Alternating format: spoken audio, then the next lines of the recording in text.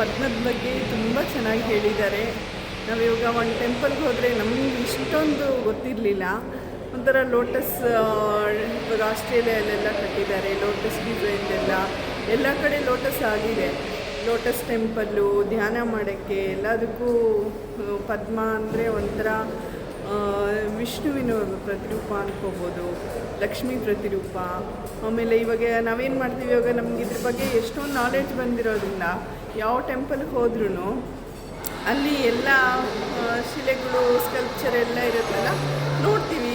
ಅಯ್ಯೋ ಇಲ್ಲಿ ಪದ್ಮ ಇದೆ, ಪಾದದಲ್ಲಿದೆ, ದೇವರ ತಲೆ ಮೇಲಿದೆ, ಆಮೇಲೆ ದ್ವಾರಪಾಲಕರ ಕೈಯಲ್ಲಿದೆ, ದ್ವಾರಪಾಲಕ ಇಲ್ಲ, ಅಲ್ಲಿ ತಾವರೆ ಇದೆಯಾ, ಇವೆಲ್ಲ ಅಬ್ಸರ್ವ್ ಮಾಡೋಕ್ಕೆ ನೋಡ್ತೀವಿ.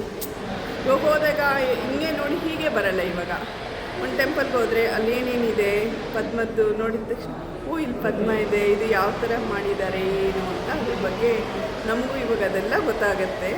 ಚೆನ್ನಾಗಿದೆ, ಒಂಥರ ಡಿಫ್ರೆಂಟ್. Thank you.